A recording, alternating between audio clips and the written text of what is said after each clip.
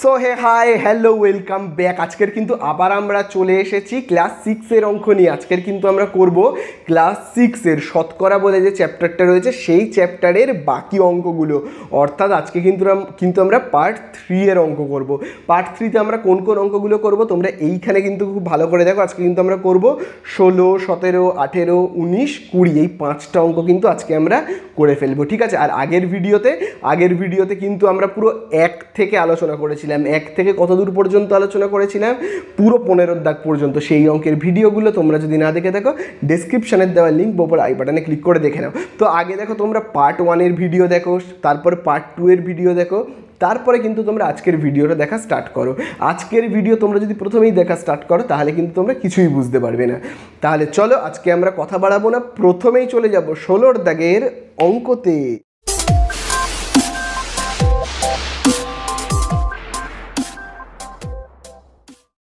তো দেখো আজকে তো আমরা প্রথমেই স্টার্ট করে ফেলবো 16 দাগের অঙ্ক থেকে। তাহলে দেখো 16 দাগের অঙ্কে কি বলে দিয়েছে, দেখো 16 দাগের অঙ্কে বলে দিয়েছে অনিল বাবু তার মাসিক আয়ের 22% বাড়ি ভাড়া দেন।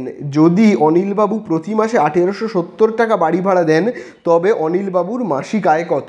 দেখো প্রথম লাইনটা কিন্তু প্রচণ্ড ইম্পর্টেন্ট, তোমরা দাগ দেবে যে জায়গাতে বলে দিয়েছে 22% বাড়ি ভাড়া দেয়। দেখবে যেখানে লেখা রয়েছে কি 22% বাড়ি ভাড়া দেয়, এই কথাটার মানে কি বলতো? 22% বাড়ি ভাড়া দেয়। আমি দেখবে দাগও দিয়ে দিয়েছি বইতে, তোমরাও কিন্তু দাগ দেবে। এই কথাটার মানে কি বলো তো? এই কথাটার মানে হলো, দেখো পার্সেন্ট মানে আমরা কি জানি? পার্সেন্ট মানে আমরা জানি কি 100। 25% বাড়ি ভাড়া দেয় মানে, আচ্ছা পুরো কথাটা হলো আয়ের 25% বাড়ি ভাড়া দেয়। দেখবে এখানে একটা কথা লেখা রয়েছে আয়ের, ঠিক আছে, এটা আমার লেখা হয়নি, আমি লিখে নিই। আয়ের দেখো কি বলে দিয়েছে 22% বাড়ি ভাড়া দেয়। অর্থাৎ কারোর ইনকাম যদি, পার্সেন্ট মানে কি 100, কারোর ইনকাম যদি হয় 100 টাকা তাহলে সে বাড়ি ভাড়া দেয় কত টাকা বলো তো? 22 টাকা। বোঝা গেল? আয়ের 22% বাড়ি ভাড়া দেয় মানে কারোর যদি আয় মানে ইনকাম 100 টাকা হয় তাহলে সেই লোকটা 22 টাকা 22 টাকা বাড়ি ভাড়া দেয়, ঠিক আছে। তো এই কথাটাকেই আমি দেখো কীরকমভাবে লিখবো, আমরা ঐকিক নিয়মে করব। তো আমি এইভাবে লিখবো, দেখো 22 টাকা বাড়ি ভাড়া দেয়, বাড়ি ভাড়া দেয়, 22 টাকা বাড়ি ভাড়া দেয় যখন কত টাকা ইনকাম করলে 22 টাকা বাড়ি ভাড়া দেয়? যখন 100 টাকা ইনকাম করে, তাই তো। তাহলে আমরা কি লিখবো? 22 টাকা বাড়ি ভাড়া দেয় যখন মাসিক আয়, যখন কারোর মাসে আয় হয় 100 টাকা, ঠিক আছে। মাসিক আয় 100 টাকা, কারোর যদি মাসে আয় হয় 100 টাকা তখন সে 22 টাকা বাড়ি ভাড়া দেয়। এবারে তোমরা ঐকিক নিয়ম জানো কিভাবে করে, তাহলে আমরা কীরকমভাবে লিখবো?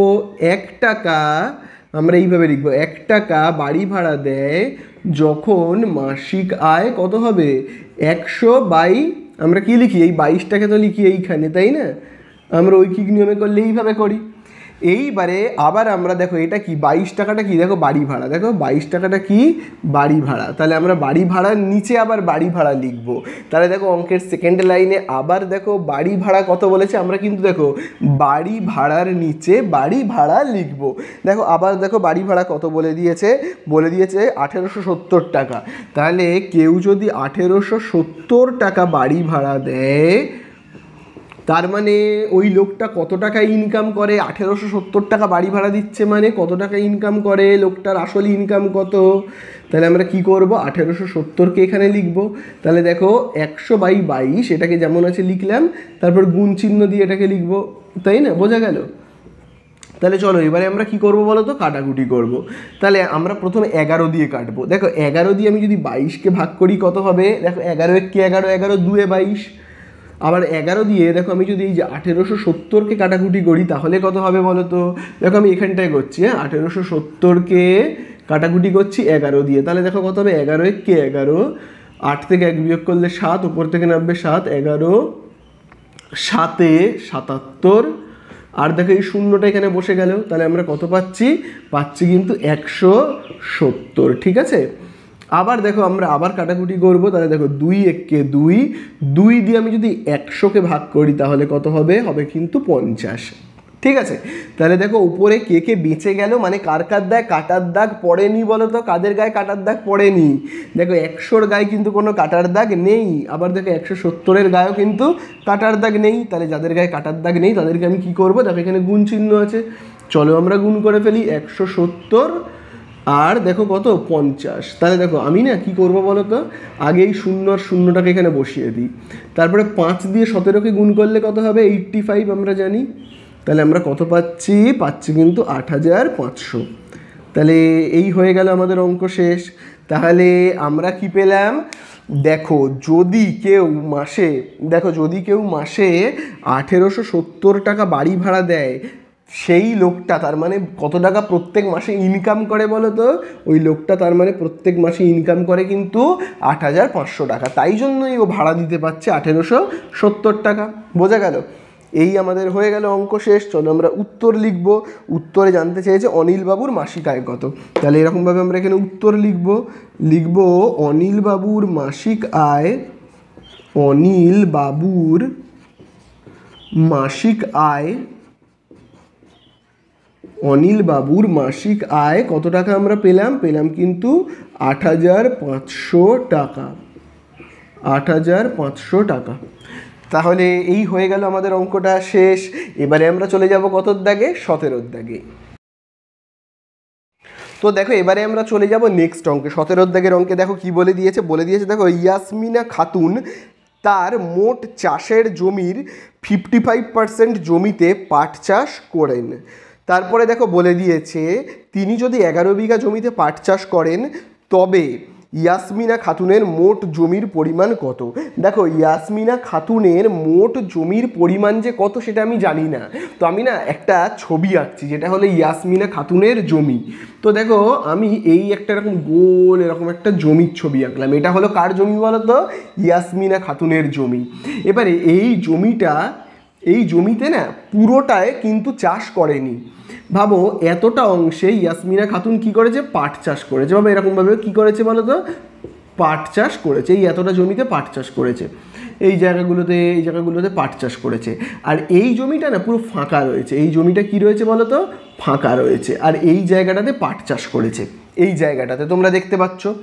এইবারে এই জায়গাটায় যে জায়গাটাতে পাট চাষ করেছে সেইটা কত বিঘা জমি সেটা দেখবে বইতে দেখো বলেই দিয়েছে।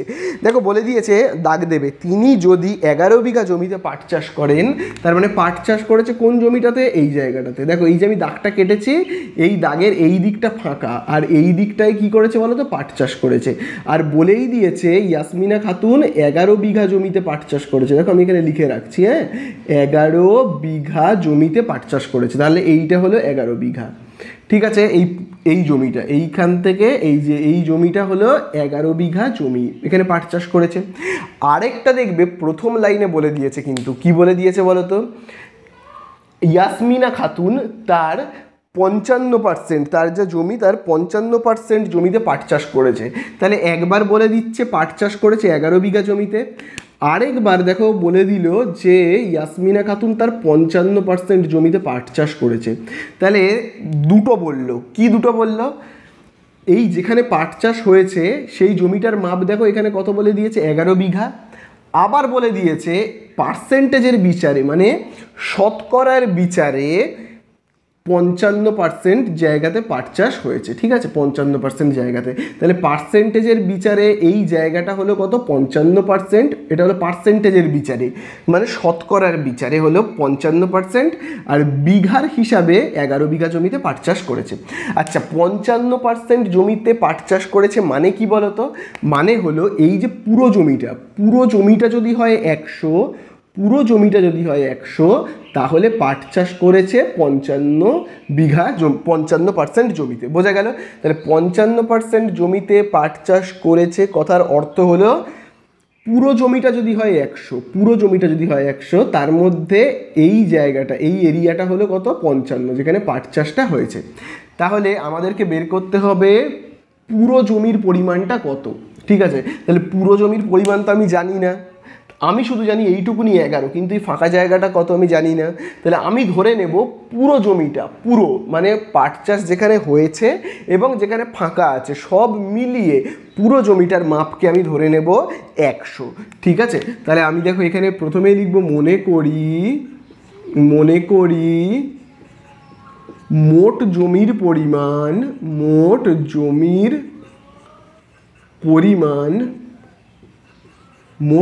পরিমাণ কত আমি তো জানি না। তাহলে আমি দেখো লিখছি মোট জমির পরিমাণ হলো 100%। ঠিক আছে, আমি দেখো এখানে কত লিখছি 100%। মোট জমি হলো 100, তার মধ্যে এই জায়গাটাতে পাট চাষ করেছে, এই জায়গাটা কত পার্সেন্ট? 100-র মধ্যে 55 কিন্তু। ঠিক আছে, তাহলে 55% জমিতে কি পাট চাষ করেছে। ঠিক আছে, আর বিঘার হিসাবে কত বিঘা জমিতে পাট চাষ করেছে? 11 বিঘা জমিতে। তাহলে 55%ও যা, 11ও তাই, 11 বিঘা জমিতেও পাট চাষ করেছে। আবার পার্সেন্টেজের হিসাবে বলতে গেলে 55% জমিতে পাট চাষ করেছে। ঠিক আছে, তাহলে আমরা এইভাবে লিখতে পারি 55% জমিতে পাট চাষ করেছে, অর্থাৎ দেখো আমি এখান থেকে লিখছি অর্থাৎ কত বিঘা জমিতে পাট চাষ করেছে? 55% জমিতে পাট চাষ করেছে, মানে কত বিঘা জমিতে পাট চাষ করেছে? দেখো তাহলে পাট চাষ করেছে কিন্তু 11 বিঘা জমিতে। ঠিক আছে, অর্থাৎ 11 বিঘা পাট চাষ করেছে, মানে 11 বিঘা জমিতে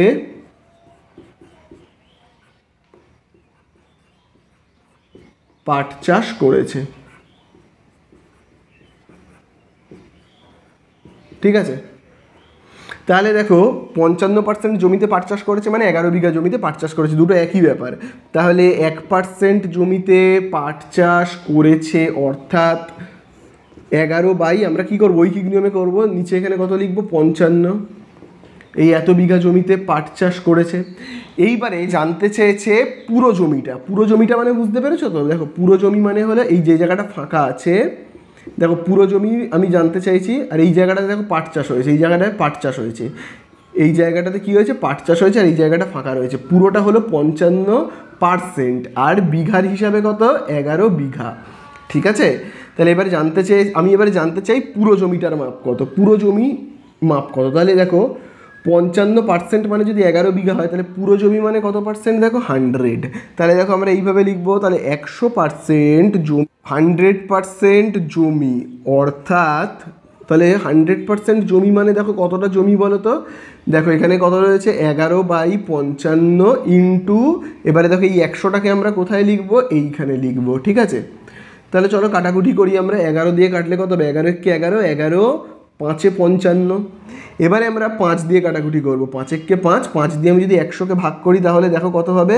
100কে যদি আমি 5 দিয়ে ভাগ করি কত হবে? 5 × 2 = 10, শূন্যটা এখানে বসে যাবে। তাহলে দেখো 5 দিয়ে আমি যদি 100কে ভাগ করি, দেখো আমরা কত পাবো? কিন্তু 20। তাহলে দেখো এখানে পড়ে থাকছে কি? 1 × 20, তাহলে 20 × 1 কত হবে? 20।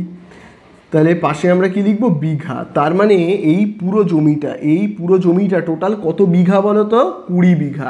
তার মধ্যে 11 বিঘাতে পাট চাষ হয়েছে, বাকি 9 বিঘা ফাঁকা আছে। বোঝা গেল? তাহলে এই হয়ে গেল আমাদের অঙ্ক শেষ। দেখো আমরা এখানে উত্তর লিখবো। অ্যান্সারে আমাদের কাছে জানতে চেয়েছে তবে ইয়াসমিনা খাতুনের মোট চাষের জমি কত আছে। তাহলে চলো এখানে আমরা উত্তর লিখবো। আমরা এখানে উত্তরে কি লিখবো? ইয়াসমিনা খাতুনের মোট চাষের জমি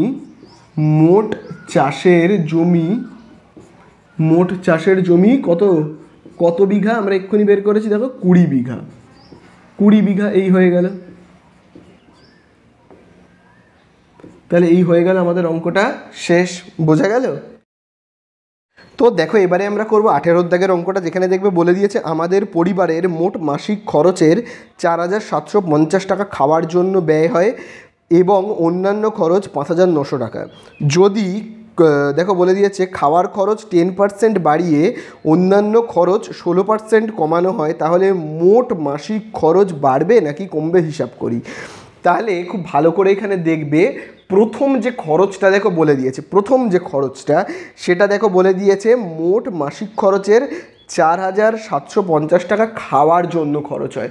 তাহলে দেখো খাওয়ার জন্য কত টাকা খরচ হয়, প্রত্যেক মাসে খরচ হয় কিন্তু 4,750 টাকা। তাহলে চলো এইটুকুনিকে আগে আমরা লিখে নিই, যে দেখো আমি এখানে লিখছি খাওয়ার খরচ। তাহলে দেখো আমি এখানে প্রথমে লিখছি খাওয়ার খরচ কত টাকা, 4,700, তো খুব ভালো করে দেখবে 4,750 টাকা, এটা দেখবে বলেই দিয়েছে খাওয়ার খরচ।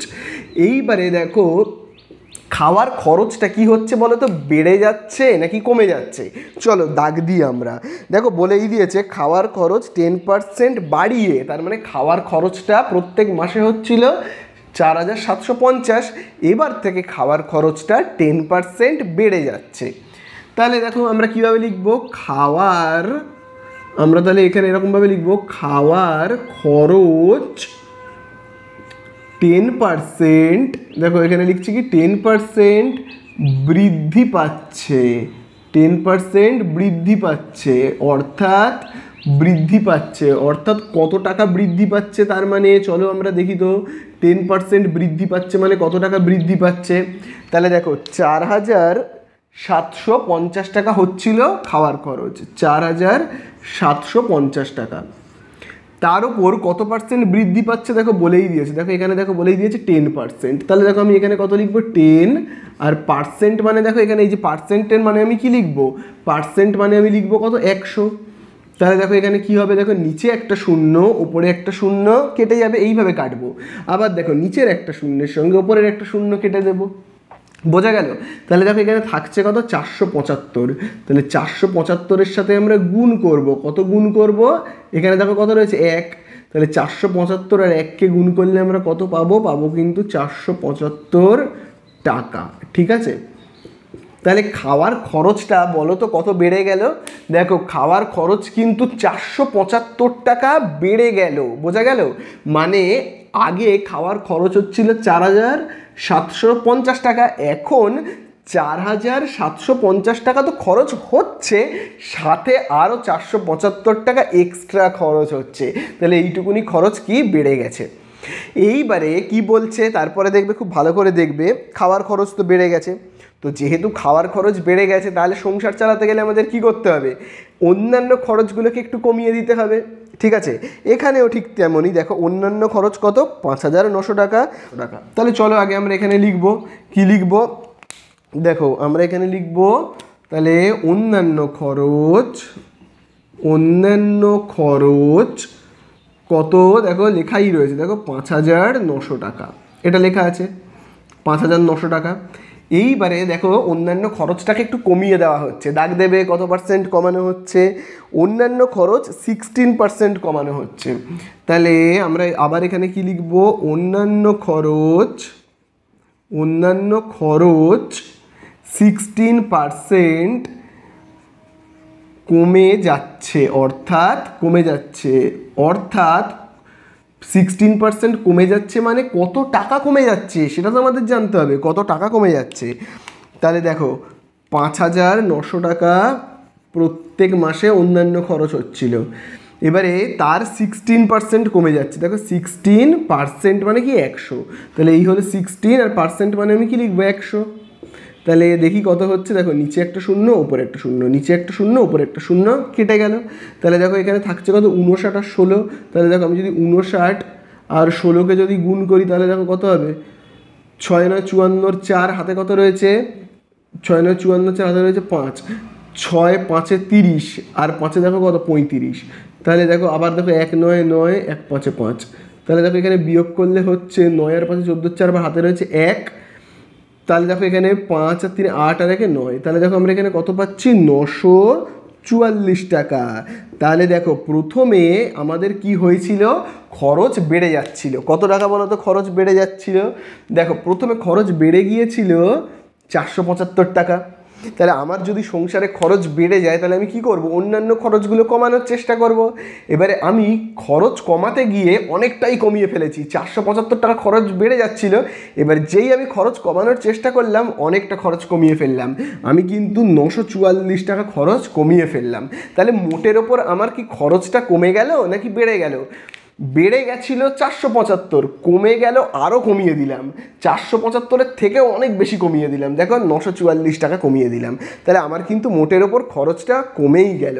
তাহলে দেখো আমাদের কাছে অ্যান্সারে কি জানতে চেয়েছে তাহলে মোট মাসিক খরচ বাড়বে না কমবে হিসাব করি। তাহলে দেখো মোট মাসিক খরচ আমাদের কি কমবে। এবারে কথাটা হলো কত টাকা কমবে। তাহলে চলো আমরা আগে এরকমভাবে উত্তর লিখব যে মোট মাসিক খরচ, অনেকটাই তো দেখবে আমরা কমিয়ে দিলাম, তাই না? মোট মাসিক খরচ কমে গেল, 475 টাকা খরচ বেড়ে গিয়েছিল, এবার কমিয়ে দিলাম কত, আরও অনেক বেশি কমিয়ে দিলাম, দেখো 944 কমে গেল। তাহলে কতটা এক্সট্রা কমলো সেটাকে লিখতে হবে। তাহলে লিখবো আমরা মোট মাসিক খরচ 944 বিয়োগ 475, তার মানে বিয়োগ করলে দেখি তো কত হচ্ছে, দেখো 944, তার থেকে আমরা বিয়োগ করব কত, 475কে যদি আমরা দেখো বিয়োগ করি তাহলে দেখো কত হবে কিন্তু এখানে 9, একটা 7-এর সঙ্গে যোগ হবে 8, তাহলে দেখো 14 থেকে 8 যদি বিয়োগ হয় 6, একটা 4-এর সঙ্গে হলে হবে 5, 4, তাহলে 469 টাকা কিন্তু খরচ কমে গেল। তাহলে অ্যান্সারে কি জানতে চেয়েছে আমাদের কাছে, মোট মাসিক খরচ, অ্যান্সার জানতে চেয়েছে মোট মাসিক খরচ বাড়বে না কমবে। তাহলে আমরা লিখব মোট মাসিক খরচ 469 টাকা কমবে, ঠিক আছে? মোট মাসিক খরচ কিন্তু কমে গেল, তাও কত টাকা কমে গেল, 469 টাকা, বোঝা গেল? তাহলে এই হয়ে গেল আমাদের কতটা শেষ, 18-এর দাগেরটা শেষ। চলে যাব 19-এর দাগে। তাহলে দেখো 19-এর দাগেরটা কী বলে দিয়েছে, দেখো 19-এর দাগে বলে দিয়েছে একটি শহরের বর্তমান জনসংখ্যা 26,250 জন, যদি বার্ষিক 4% হারে জনসংখ্যা বাড়ে তবে পরের বছরের জনসংখ্যা কত হবে হিসাব করি, 2 বছর পরে জনসংখ্যা কত হবে হিসাব করি। তাহলে দেখো প্রথম বছরে গ্রামের জনসংখ্যা দেখো কত বলে দিয়েছে, আচ্ছা শহরের জনসংখ্যা 26,250 জন, তাহলে সেটাকে আমরা লিখব। তাহলে আমরা লিখব কি, প্রথম বছরের শুরুতে, আমি দেখো এরকমভাবে লিখছি, বছরের শুরুতে, ঠিক আছে, প্রথম বছরের শুরুতে জনসংখ্যা, তাহলে জনসংখ্যাটা বছরের শুরুতে বলো তো কত দেওয়া ছিল, দেখো বছরের শুরুতে ওই গ্রামে জনসংখ্যা ছিল 26,250 জন, তাহলে আমরা এখানে লিখবো 26,250 জন। এইবারের জনসংখ্যা কি হয়েছে বলো তো, বৃদ্ধি পেয়েছে, বেড়ে গেছে। তাহলে আমরা এবারে লিখবো কতটা জনসংখ্যা বৃদ্ধি পেয়েছে, দেখো বলে দিয়েছে কিন্তু 4% হারে, ঠিক আছে 4%, তাহলে আমরা এরকমভাবে লিখবো 4% হারে জনসংখ্যা, 4% হারে জনসংখ্যা বৃদ্ধি পেয়েছে, অর্থাৎ কতটা বৃদ্ধি পেয়েছে, তার মানে অর্থাৎ দেখি তো আমরা কতটা তার মানে বৃদ্ধি পেয়েছে। দেখো জনসংখ্যা ছিল কত, 26,250, এবং তার মধ্যে জনসংখ্যা বৃদ্ধি পেলে কত পার্সেন্ট, দেখো 4%, তাহলে আমরা লিখবো 4, আর পার্সেন্ট মানে কি লিখবো, 100 লিখবো, তাই না? তাহলে চলো আমরা কাটাকুটি করি, দেখো নিচে একটা শূন্য ওপরে একটা শূন্য কেটে যাবে। আবার দেখো আমরা 2 দিয়ে কাটবো, 2 দিয়ে 4কে ভাগ করলে কত হয়, 2 দুগুণে 4, 2 দিয়ে 10কে ভাগ করলে কত হবে, 2 5 10, ঠিক আছে। এবারে আমরা কি করব, 5 দিয়ে 5কে ভাগ করলে কত হবে 1, আর 5 দিয়ে আমরা এই পুরোটাকে ভাগ করব, অর্থাৎ 2625কে। তো দেখি চলো 5 দিয়ে আমি যদি ভাগ করি 2625কে, তাহলে কত হবে, 5 5 25, হাতে কত রয়েছে 1, উপর থেকে নামবে 2, 5 দুগুণে 10, উপর থেকে নামবে 5, 5 5 কত 25। তাহলে দেখো আমাদের এখানে কত থাকছে কিন্তু 525, তাহলে দেখো আমি এখানে কত লিখছি, 525। এবারে আমরা কি করব, 525-এর সাথে কি করব, 2কে, দেখো এখানে গুণ চিহ্ন রয়েছে, তাহলে 525 আর 2কে গুণ করলে কত হবে কিন্তু 1050। তাহলে জনসংখ্যা কত বৃদ্ধি পেল বলো তো, 1050। তাহলে দেখো এমনিতেই জনসংখ্যা ছিল 26,250, আরও বেড়ে গেল এই বছরে, সারা বছর ধরে, বছরের শুরুতে ছিল 26,250, সারা বছর ধরে কি হলো, অনেক লোক এলো, তাই জন্য গ্রামের জনসংখ্যা 1050 বেড়ে গেল। তাহলে প্রথম বছরের শেষে দেখবো এবার জনসংখ্যা কত হচ্ছে। তাহলে দেখো আমরা এখানে কি লিখবো বলো তো, তাহলে দেখো আমরা এখানে লিখবো এরকমভাবে, প্রথম বছরের শেষে, এবার আমরা প্রথম বছরের শেষে দেখি কত হচ্ছে, প্রথম বছরের শেষে জনসংখ্যা, তাহলে প্রথম বছরের শেষে জনসংখ্যা দেখি কত হচ্ছে। বছরের শুরুতে জনসংখ্যা ছিল কত, 26,250, আর সারা বছর ধরে জনসংখ্যা বেড়েছে কত, 1050। তাহলে এখন জনসংখ্যা কত হয়েছে দেখি তো আমরা, 26,250 আর কি 1050 যদি আমরা যোগ করি তাহলে দেখবো সারা বছরের শেষে জনসংখ্যা কত হচ্ছে। 5 5 10 শূন্য হাতে রয়েছে 1, 2 এর 1 কত 3, 6 এর 1 7 আর এই 2, তাহলে দেখো কত হচ্ছে 27,300। তাহলে দেখো 27,300, এই এত কি লিখবো আমরা, জন। তাহলে বছরের শেষে, প্রথম বছরের শেষে জনসংখ্যা তাহলে কত এসে দাঁড়ালো, 27,300। ছিল 26,250, বেড়ে হয়ে গেল 27,300। অ্যান্সারে জানতে চেয়েছে তারও পরের বছর মানে দ্বিতীয় বছরে কি হবে জনসংখ্যা। তাহলে একইভাবে আমরা এবারে দ্বিতীয় বছরে করব। তাহলে দেখো প্রথম বছরের শুরুতে যেমন জনসংখ্যা এটা ছিল, এবারে আমরা কি লিখব, দ্বিতীয় বছরের শুরুতে দেখি জনসংখ্যা কত। তাহলে দ্বিতীয় বছরের শুরুতে, দ্বিতীয় বছরের শুরুতে জনসংখ্যা, তাহলে বলো প্রথম বছরের শেষে মানেই কি, প্রথম বছরের শেষে মানেই হলো কি দ্বিতীয় বছরের শুরুতে। তাহলে দ্বিতীয় বছরের শুরুতে জনসংখ্যা কত, এই যে এইটা দেখো 27,300, এই এতজন, তাই তো, কারণ প্রথম বছর তো এতটা বেড়ে গিয়েছিল, তাই এখন হয়ে গেছে এত। এইবারে 4% আবার জনসংখ্যা বৃদ্ধি পেয়েছে, 4% বৃদ্ধি পেয়েছে জনসংখ্যা, বৃদ্ধি পেয়েছে জনসংখ্যা। তাহলে দেখি তো 4% বৃদ্ধি পেয়েছে জনসংখ্যা, অর্থাৎ 4% বৃদ্ধি পেল মানে কতটা বৃদ্ধি পেল চলো আমরা দেখব। তো এবারে আমি দেখো এইটাকে মুছে দিচ্ছি, হ্যাঁ এই রাফগুলোকে মুছে দিচ্ছি। তাহলে চলো দেখি, এখানে খুব ভালো করে তোমরা দেখবে, দেখো 27,300 যেমন আছে 4%, এই 4 আর পার্সেন্ট মানে কি নিচে 100 দেবো। তাহলে দেখো নিচে একটা শূন্য, উপর একটা শূন্য, নিচে একটা শূন্য, উপর একটা শূন্য।